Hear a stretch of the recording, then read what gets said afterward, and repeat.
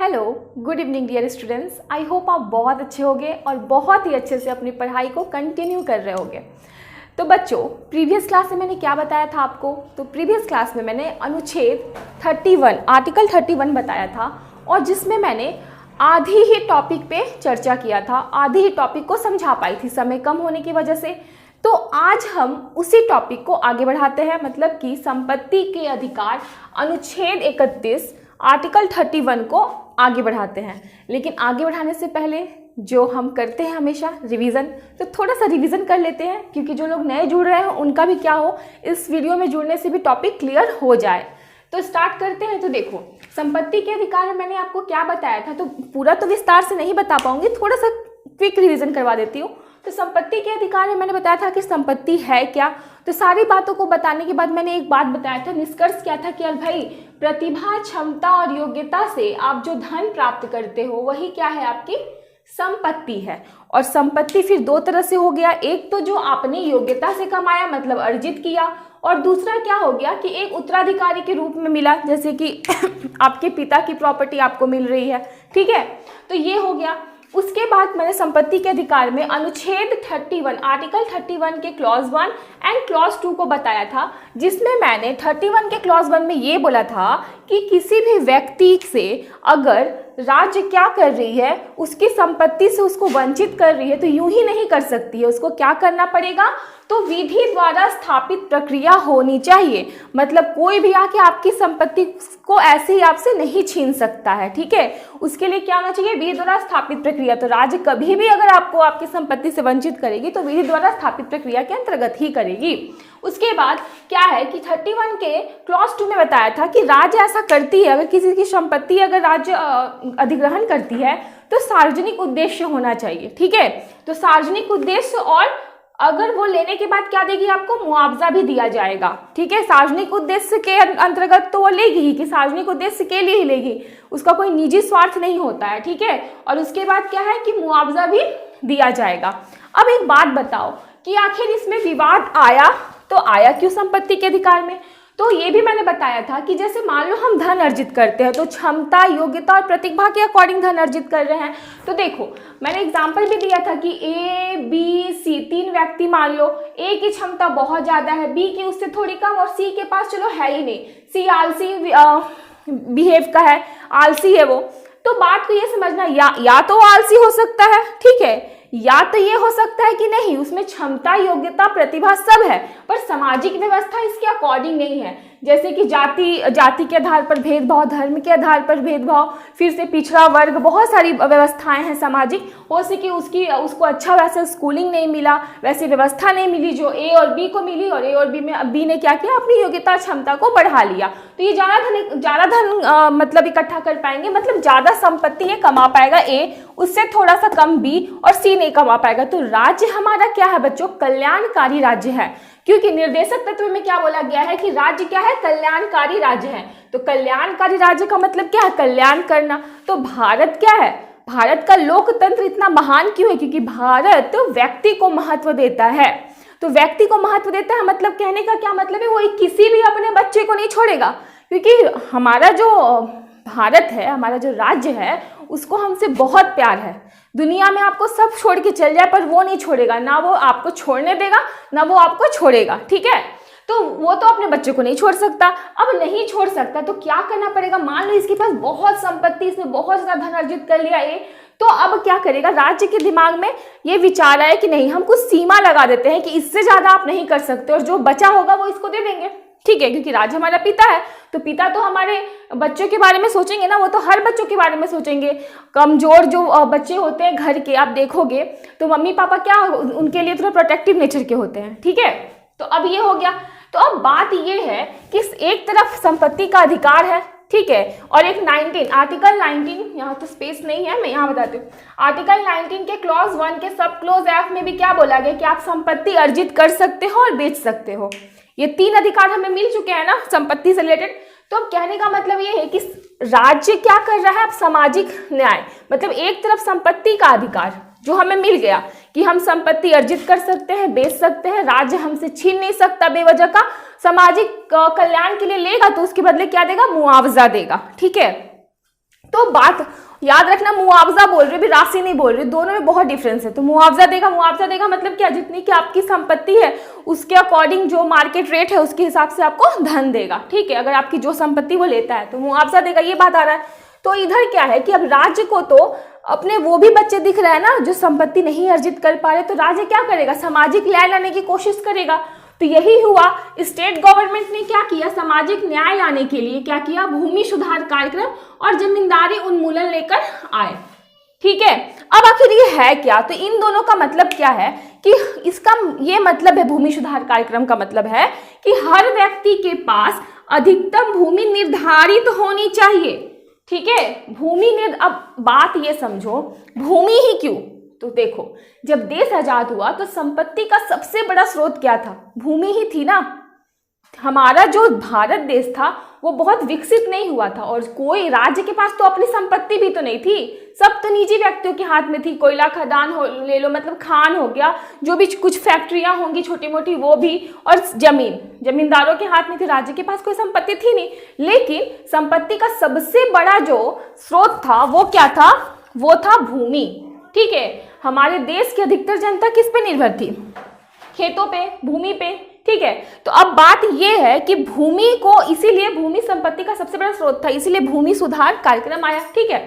तो अब कार्यक्रम आया तो इसके अंतर्गत क्या बोला गया कि हर व्यक्ति के पास अधिकतम भूमि निर्धारित होगी कि हाँ आप मान एक लेवल है, वाटर का लेवल अगर इतना है, ठीक है, तो इससे ज्यादा नहीं होना चाहिए, इतना ही रहना चाहिए। जैसे ही आप देखे ही हो कि नदी में पानी का लेवल ज्यादा बढ़ेगा तो क्या होता है, बाढ़ आ जाता है, तो अति सर्वत्र वर्जते, तो ठीक है। तो अब कितना रखा गया निर्धारित, कितना किया गया, 5 हेक्टेयर, मतलब कि मान लो आपके पास 15 हेक्टेयर जमीन है, ठीक है, 15 हेक्टेयर है, तो क्या करेगा, आपके पास 5 छोड़ देगा राज्य और 10 लेके किसको दे देगा, भूमिहीन किसान को।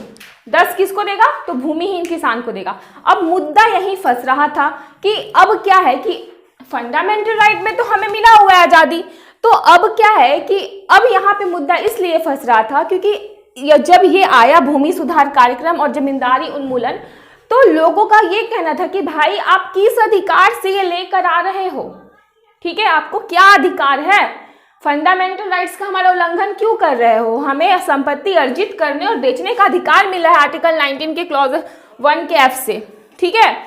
तो यहीं पे मैंने मुद्दा को स्टॉप किया था और इसी मुद्दे को मैं आगे लेके जाऊंगी। थोड़ा सा इसको रिमूव कर लेती हूँ और फिर इस पे बात करते हैं। जब राज्य ने भूमि सुधार और जमींदारी उन्मूलन लेकर आया, ये कार्यक्रम लेके आया, तो लोग क्या हुए, लोग चले गए उच्चतम न्यायालय, क्योंकि हमें फंडामेंटल राइट्स में आर्टिकल 32 में हमें अधिकार प्राप्त है। फंडामेंटल राइट्स हमको क्या अधिकार देता है, बहुत बड़ा और विशेष अधिकार देता है कि हम राज्य के खिलाफ खड़े हो सकते हैं। तो लोग उच्चतम न्यायालय चले गए क्योंकि उच्चतम न्यायालय का काम क्या है, वो फंडामेंटल राइट्स की हमारी रक्षा करता है। उसको संविधान निर्माताओं ने ये अधिकार दिया है कि लोगों के फंडामेंटल राइट्स के मूल अधिकार का तुम क्या करना, रक्षा करना, और जहां विवाद हो वहां पे तुम क्या करोगे, विवाद को सुलझाओगे। साथ ही कहीं अगर प्रॉब्लम हो, किसी को परिभाषित करने में, अनुच्छेद वगैरह में दिक्कत हो, तो आप क्या करोगे, उसको परिभाषित भी करोगे। तो समय समय पे वो परिभाषित करता है, ठीक है। तो अब क्या है कि जब राज्य से पूछा गया, उच्चतम न्यायालय में लोग गए तो राज्य से पूछा गया, सर्वोच्च न्यायालय, उच्चतम न्यायालय ने पूछा कि बताइए भाई आपने आखिर ऐसा क्यों किया, आपको कहाँ से ये अधिकार मिला। तो राज्य बोलता है कि देखिए निर्देशक तत्वों को देखिए, अनुच्छेद 39 के बी एंड सी को देखिए। तो ये बहुत इंपॉर्टेंट है, VBI है, मैंने यहाँ लिखा भी है। तो अनुच्छेद 39, आर्टिकल 39 के बी एंड सी को देखिए, ठीक है, जिसमें ये बोला गया है साफ साफ निर्देशक तत्व में कि राज्य संपत्ति के केंद्रीकरण को प्रतिबंधित करेगा, ठीक है, केंद्रीकरण को प्रतिबंधित करेगा। केंद्रीकरण समझ रहे हो ना, कि एक ही इंसान के पास, मान लो मेरे पास बहुत प्रतिभा होगी तो मैं क्या करूंगी कि पूरा जमा करते जाऊंगी धन अपनी प्रतिभा, योग्यता और क्षमता से, तो मेरे पास धन का क्या हो जाएगा, केंद्रीकरण हो जाएगा, ठीक है, धन मेरे पास पूरा जमा होते जाएगा, ठीक है। तो राज्य संपत्ति के केंद्रीकरण को प्रतिबंधित करेगा, साथ ही राज्य के भौतिक संसाधनों पर इस प्रकार स्वामित्व होगा जिससे वो समुदाय की भलाई हो। मतलब कि राज्य के पास भौतिक संसाधन, भौतिक दुनिया, भौतिक संसाधन, तो भौतिक संसाधन क्या हो गया, जमीन हो गया, प्रॉपर्टी, पैसा, रुपया, धन दौलत, सोना चांदी, गहना, ये सब क्या है, सब भौतिक दुनिया से जुड़े हुए ना। तो भौतिक संसाधनों पे इस प्रकार स्वामित्व होगा, यहां से देखिएगा, वितरण अभी मत देखिएगा, होगा जिससे समुदाय की भलाई हो। ठीक है, स्वामित्व वो ऐसा करेगा जिससे समुदाय की भलाई हो, उसका खुद का निजी कोई भलाई नहीं है। तो अगर, और उसके बाद क्या करेगा, वितरण भी ऐसा करेगा जो समाज के लिए हो, समुदाय की भलाई के लिए ही वो वितरण भी करेगा। ठीक है, स्वामित्व और वितरण समाज की भलाई के लिए करेगा, मतलब कि सबका साथ और सबका विकास, मोदी जी की भाषा में। ठीक है, तो बात को ये समझना है। तो राज्य ऐसा क्यों बोल रहे कि वो कल्याणकारी राज्य है ना। अब देखो, ध्यान देना, अगर मान लो किसी निजी कंपनी को फायदा होता है तो सिर्फ क्या होता है, कुछ लोगों को उसमें फायदा होगा, जो उसके शेयर होल्डर होंगे या फिर उसका कंपनी का जो मालिक होगा उसको फायदा होगा। आज मुझे कुछ फायदा होगा तो वो क्या होगा, निजी व्यक्तिगत मुझे फायदा होगा। लेकिन अगर राज्य को फायदा होता है तो उसका जो राज्य का फायदा सारे लोगों में बंटता है, सार्वजनिक होता है, सबको फायदा मिलता है। तो राज्य क्या है, कल्याणकारी राज्य है, तो वो सबके बारे में सोचती है। ठीक है, उसका कोई निजी हित नहीं है। ठीक, तो अब क्या है कि निर्देशक तत्वों के बारे में जब बोला राज्य ने कि हमारे पास देखो निर्देशक तत्व में ये दो बातें बोली गई है, इस आधार पे हमने भूमि सुधार और जमींदारी उन्मूलन लेकर आए हैं, क्योंकि हमारा काम क्या है कि कहीं भी संपत्ति का केंद्रीकरण ना हो जाए। ऐसा ना हो किसी के पास इतनी ज्यादा संपत्ति हो जाए, बेचारा कोई खा खा के मरे, कोई बिना खाए मरे।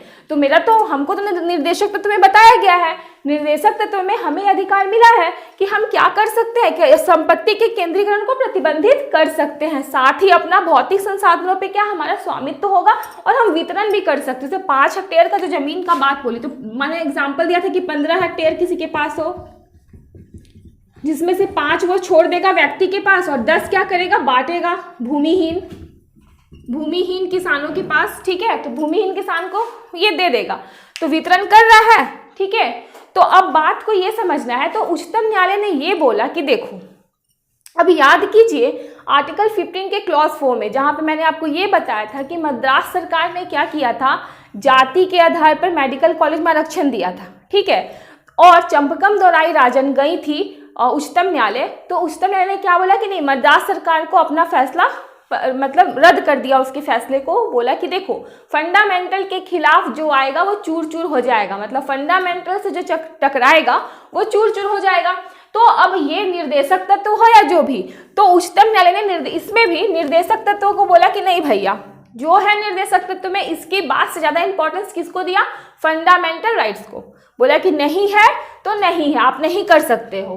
ठीक है, तो अब क्या हुआ कि अब राज्य सोचने लगे स्टेट गवर्नमेंट की क्या करे। अब तो सामाजिक न्याय के मतलब सामने क्या है, फंडामेंटल राइट्स आ जा रहा है, सामाजिक न्याय हम करने जा रहे हैं, समाज का हित चाहते हैं, जन कल्याण चाहते हैं। फंडामेंटल राइट्स क्या हो रहा है कि उसके सामने खड़ा हो जा रहा है, पहाड़ बन के खड़ा है। ठीक है, तो अब आप जानते ही हो आर्टिकल 368 में संविधान संशोधन का अधिकार है। तो अगर आपको उच्चतम न्यायालय के निर्णय को बदलना है ना, तो संविधान में संशोधन करना पड़ता है। तो पहला संविधान संशोधन हुआ 1951 में, और उसके अंतर्गत फिर क्या किया, कुछ बातों को जोड़ा गया जिसके आधार पे क्या होगा, संपत्ति के अधिकार पे अब थोड़ा प्रतिबंध लगेगा। क्योंकि संपत्ति, हमारे जो भारत है, हमारे यहाँ का जो संविधान है वो क्या है, निरपेक्ष नहीं है, सापेक्ष है। मतलब कि यहाँ पर एक समय समानता का बात होगा, दूसरी तरफ भेदभाव होगा। एक समय आजादी दी जाएगी, दूसरी तरफ क्या किया जाएगा, आप पे नियंत्रण भी किया जाएगा। समय और परिस्थिति के साथ क्या होता है, उसमें बदलाव आते हैं। ठीक है, तो अब क्या है, हमारा जो फंडामेंटल राइट्स भी है वो भी क्या है, निरपेक्ष ना होकर सापेक्ष है। तो संपत्ति का अधिकार भी क्या होगा, निरपेक्ष होगा या सापेक्ष होगा, निरपेक्ष नहीं है, सापेक्ष है। इस पे भी प्रतिबंध लगाया जाएगा, हर जगह प्रतिबंध लगा हुआ है आर्टिकल 17 को छोड़कर।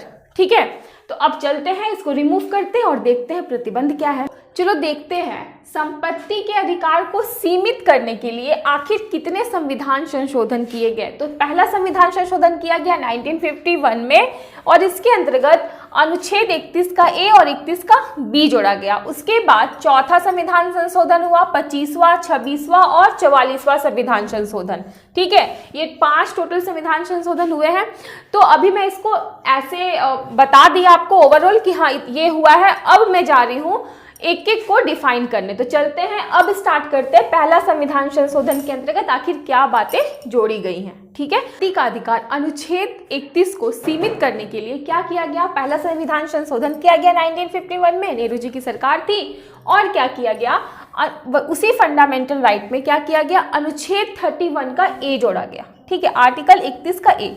तो बात को ये समझेंगे, देखो यहाँ पे कैपिटल में लिखा है ना ए, यहाँ पे भी बी कैपिटल में लिखा है, इसका मतलब क्या है कि ये संविधान संशोधन से ही जोड़े गए हैं।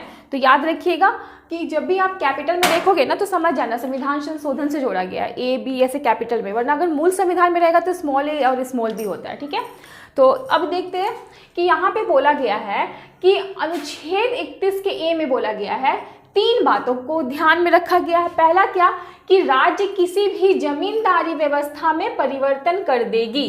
ठीक है, किसी भी जमींदारी व्यवस्था में राज्य क्या करेगी, परिवर्तन कर देगी, और परिवर्तन के बाद उस पर राज्य का अधिकार होगा, ये पहले में बोला गया। दूसरा में ये बोला गया कि व्यापारिक कंपनी के प्रबंधन हिस्सेदारी में परिवर्तन राज्य कर सकता है। व्यापारिक कंपनी के प्रबंधन और हिस्सेदारी में परिवर्तन राज्य कर सकता है। और तीसरी बातें बोली गई है कि किसी खान के लीज एवं समझौते में परिवर्तन कर सकता है राज्य। अब बात को ये समझना है कि देखो, जब देश आजाद हुआ तो मूलतः संपत्ति का क्या था स्रोत, तो एक तो हमारा जमीन था, दूसरा कुछ जो कंपनियां थी वो था, और तीसरा क्या था, जो खान थे, लेकिन जैसे कि कोयले के खान हो गए, सोने लोहे हीरे ये सब के जो खान हो गए। तो ये समझना है कि ये जो खदान ये खान है, ये कंपनी और जमीन, ये तीनों क्या थे, मूल स्रोत थे। ठीक है, किसके, संपत्ति के। तो राज्य को क्या करना था, इन तीनों पे ही तो नियंत्रण करना था।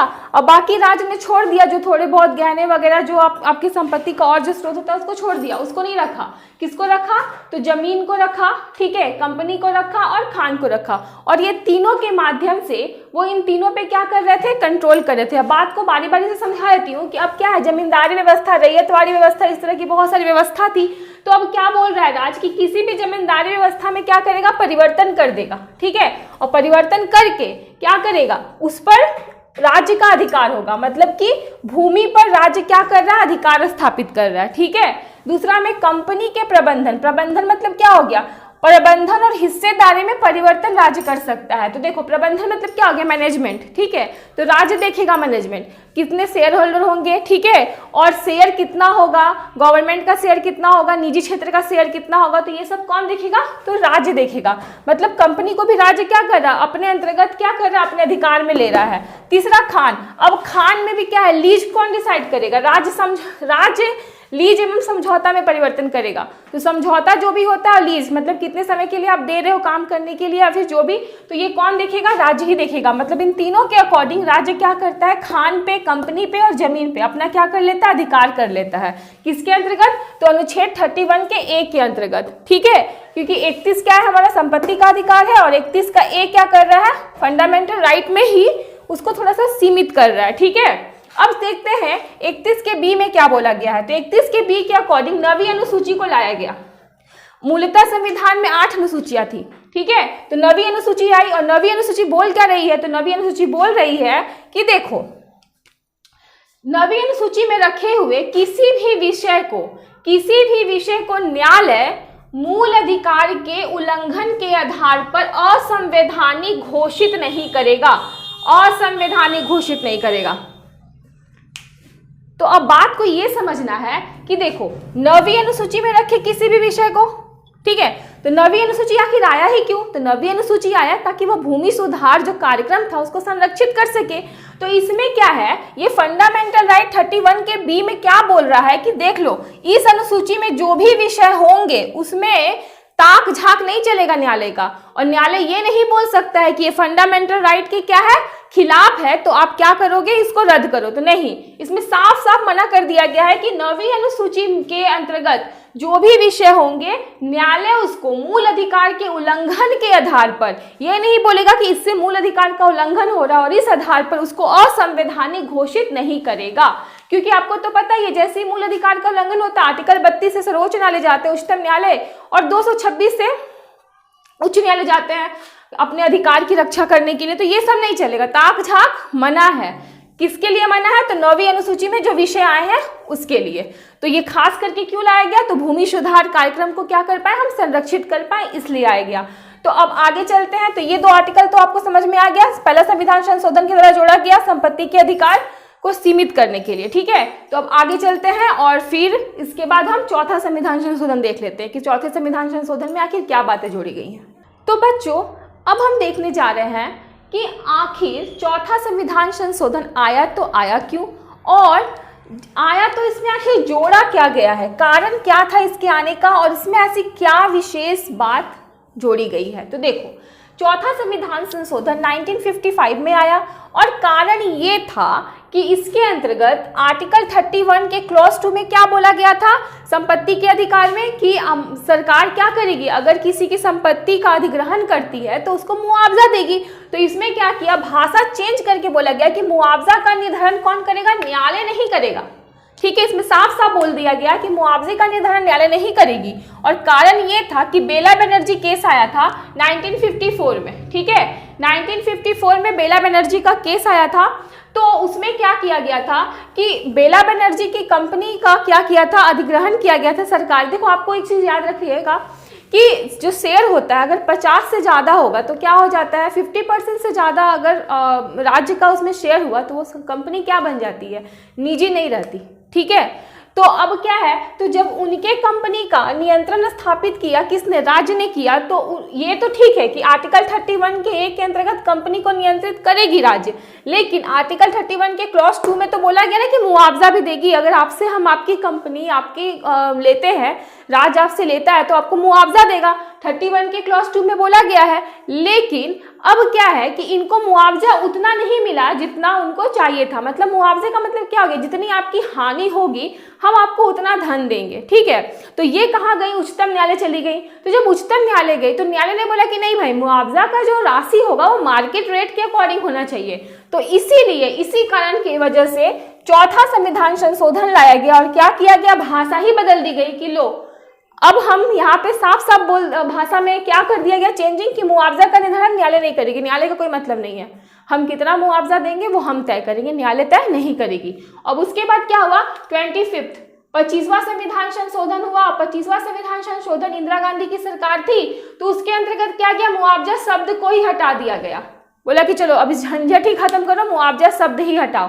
अब हमारा मन करेगा देंगे, नहीं मन करेगा नहीं देंगे, राशि दे देंगे। राशि का मतलब क्या हो गया कि अगर आपसे हम कोई सामान लिए उसके बदले में मेरा जो मन है आपको दे दिया। मुआवजा का मतलब क्या हो गया कि जितना हम आपको हानि पहुंचाए हैं उतना हमको राशि पे करना पड़ेगा, उतना हमको धन पे करना पड़ेगा। ठीक है, तो ये हो गया 25वां संविधान संशोधन भी यहाँ समझ लिया आप, और चौथा संविधान संशोधन भी समझ लिया। अब 2 बचा, एक 26वां एक 44वां, तो उसको भी खत्म कर देते, फिर टॉपिक भी खत्म हो जाएगा। 26वां संविधान संशोधन और 44वां संविधान संशोधन में आखिर ऐसा क्या किया गया उसको देख लेते हैं। तो देखो, 26वां संविधान संशोधन 1972 में आया, और याद रखिएगा 1971 में इंदिरा गांधी क्या थी, इंदिरा गांधी की सरकार सत्ता में आई थी। इंदिरा गांधी की सरकार, तो इंदिरा गांधी की सरकार ने क्या किया, इंदिरा गांधी ने क्या किया कि 26वां संविधान संशोधन लाकर प्रीवी पर्स को समाप्त किया और 25वां संविधान संशोधन से मुआवजा शब्द को हटा दिया। ठीक है, संपत्ति के अधिकार से। तो बात को ये समझना है बच्चों कि देखो आखिर प्रीवी पर्स है क्या, ये समझ लो। तो देखो, लोकतांत्रिक राज्य में अगर हम किसी राजा महाराजाओं को स्पेशल सुविधा, विशेष धन राशि देते हैं पेंशन के तौर पे, तो वो होता है प्रीवी पर्स। ठीक है, तो अब क्या है कि देखो 550 देसी रियासत थी आज़ादी के बाद हमारे देश में 550 देसी। अब देसी रियासत मतलब समझिए क्या था कि हर एक स्टेट अलग अलग प्रांत था, अलग अलग देश था। ठीक है, अब सबको भारत में मिलाना था, तो 550 देसी रियासतें थी, उनको अपने में शामिल करना था। तो राजा महाराजाओं का कहना था ठीक है भैया, हम आप में शामिल तो हो जाएंगे, लेकिन हम राजा हैं, हमारा एक क्या है, मान सम्मान औहदा है। अब हम टैक्स तो दूसरे से ले नहीं सकते, तो हमें तो कुछ स्पेशल सुविधा दो। अब ऐसा नहीं है कि हम आप में इंक्लूड हो जाए तो हम एक आम नागरिक बन जाए। तो उनको स्पेशल सुविधा दी जाती थी कि चलो आपको पेंशन दे देंगे, आपको स्पेशल सुविधा देंगे, कहीं भी आपको क्या होगा, वही आप कहीं लाइन आपको नहीं लगाना पड़ेगा। ठीक है, अलग झंडा रख सकते हो, मतलब आपका जो रॉब है, आपका जो रहन सहन है, उसमें हम आपको मतलब विशेष सुविधा देंगे, आपका उसमें परिवर्तन नहीं होने देंगे। ठीक है, तो उन लोगों को विशेष सुविधा मिलता था, अपना अलग झंडा रखेंगे, कहीं लाइन नहीं लगाएंगे। ठीक है, तो ये सब चीज़ उनको मिलता था। कार के नंबर प्लेट की सुविधा थी कि वो अलग ये रख सकते हैं। तो ये चीज़ क्या है कि इनको स्पेशल सुविधा जो मिलती थी उसको इंदिरा गांधी सरकार ने क्या किया, समाप्त कर दिया, प्रीवी पर्स को खत्म कर दिया। इंदिरा गांधी का कहना, भाई देख लो हम हैं समाजवादी। समाजवादी का मतलब क्या होता है, जैसे कि देखिए मैंने पहला संविधान संशोधन में बताया है कि राज्य के अंतर्गत क्या आ गई, कंपनी आ गई, खान आ गई, और क्या आ गया, जमीन आ गया। तो ये तीनों संपत्ति के मेन स्रोत थे ना, मेन स्रोत थे उस समय। तो जब संपत्ति के मेन स्रोत उस समय जमीन था, खान था और क्या था, कंपनी थी, तो ये तीनों जब राज्य के अंतर्गत आ गए, अर्थात कि भारत की अर्थव्यवस्था राज्य के अंतर्गत आ गई, तो राज्य के अंतर्गत आई, इसका मतलब कि क्या है, अगर अर्थव्यवस्था राज्य के हाथ में है तो इसी को बोलेंगे समाजवाद, ठीक है। और अगर राज्य की अर्थव्यवस्था निजी व्यक्तियों के हाथ में, जैसे कि आजादी से पहले तो निजी व्यक्तियों के हाथों में थी, आजादी के बाद भी थी, बाद में तो राज्य ने लिया ना, तो उस समय क्या था, पूंजीवाद था, ठीक है। तो समाजवादी हम हैं, राज्य की अर्थव्यवस्था किसके अंतर्गत होगी, राज्य के अंतर्गत। तो अब क्या था, अब समाजवाद का क्या बोलते हैं, राजनीति स्टार्ट हुआ। तो अब क्या हुआ, समय था 1977 का, यहाँ 78 से 44वां संविधान संशोधन आया, तो 1977 का जो दौर था उस समय जनता पार्टी की सरकार बनी और 44वां संविधान संशोधन लाया। जनता पार्टी ने बोला मेरे से ज्यादा कोई समाजवादी नहीं है, ठीक है, हम ज्यादा समाजवादी हैं, अब तो हम मेन जो मूल जड़ है, जो विवाद, हम उसी को खत्म करेंगे। हम क्या करेंगे, 44वां संविधान संशोधन से संपत्ति के अधिकार को भाग 3 से हटा ही दो, झंझट खत्म करो। मूल अधिकार भाग 3 मतलब fundamental rights, fundamental rights, fundamental rights से हटाओ, संपत्ति के अधिकार को हटाओ, मतलब कि 31 के क्लॉज 1, 31 के क्लॉज 2, 19 के क्लॉज 1F को हटाओ, ठीक है। और कहाँ डाल दो, तो कानूनी अधिकार बना दो, इसको संवैधानिक और कानूनी अधिकार बनाओ, अनुच्छेद 301 के अंतर्गत इसको रख दो, आर्टिकल 301 के अंतर्गत इसको रख दो। तो 1978 में 44वां संविधान संशोधन आया और उस समय संपत्ति के अधिकार को क्या किया गया, मूल अधिकार से हटा दिया गया। तो संपत्ति के अधिकार की पूरी कहानी हो चुकी समाप्त।